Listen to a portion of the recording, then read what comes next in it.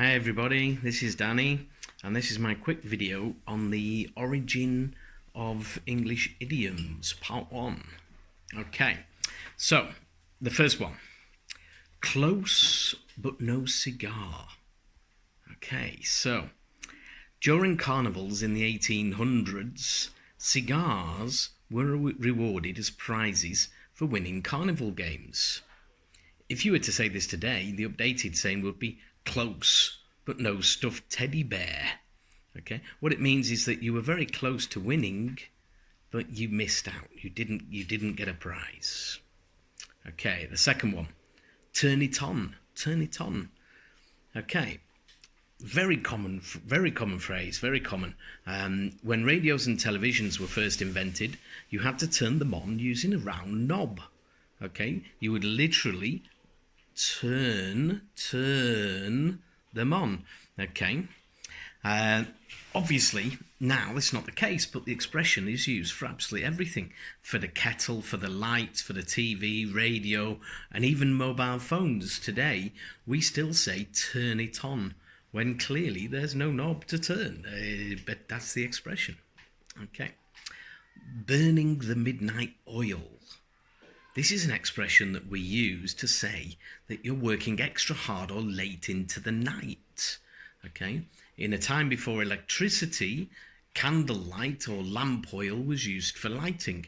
So if you stayed up late to work, you were literally burning the lamp oil at midnight.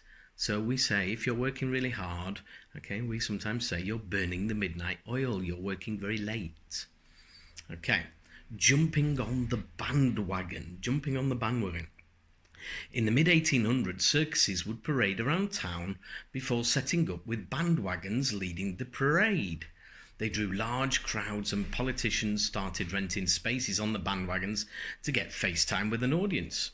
Over time, politicians would make calls of actions not to jump on the opponent's bandwagon. And the phrase took on a negative connotation, meaning to mindlessly go along with whatever became flashy or popular. Okay.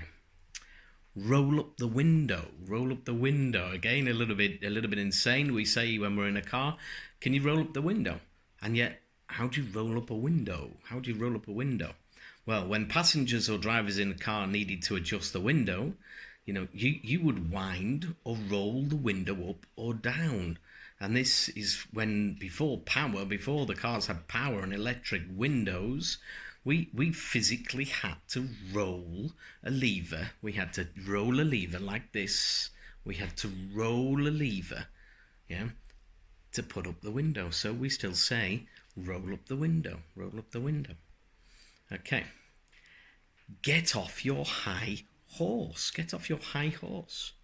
Well, before the automobile, before we had cars, owning a horse was a sign of prominence. And since nobility and high-ranking military officials were primarily the ones who owned them, to get off your high horse literally meant to dismount your horse and humble yourself. Today, it's implied that the person is acting superior, often in a moral context. Yeah. So, for example, people today, a big problem, people on the Remain sign of Brexit might say to people, you're stupid, you don't know what you're talking about. Yeah? And the Brexiteer, the person on the side of Brexit, might say, get off your high horse, get off your high horse. Okay. As mad as a hatter.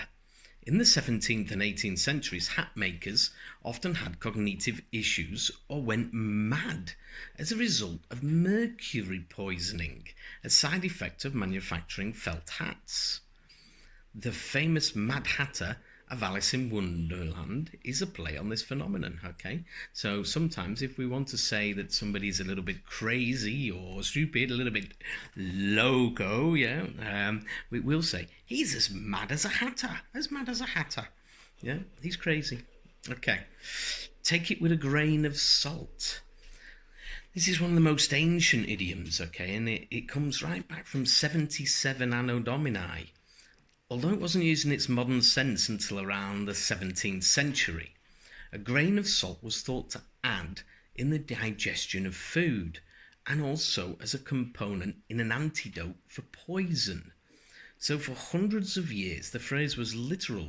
The figurative meaning, don't take everything at face value, but use your own discernment to sort out the truth. Take it with a grain of salt. Don't believe everything you see. Don't believe everything you hear. Okay. And the last one in this part, dressed to the nines. Dressed to the nines meant that you were rich enough to literally purchase the entire 9 yards it took to make a tailor-fit outfit, including a vest, jacket, everything. Okay? And it's still in use today to mean that someone is dressed to their best. So if we say he's dressed to the nines, it means he looks very elegant, very smart. Okay. Hope you've enjoyed those explanations. Look out for part 2. Bye.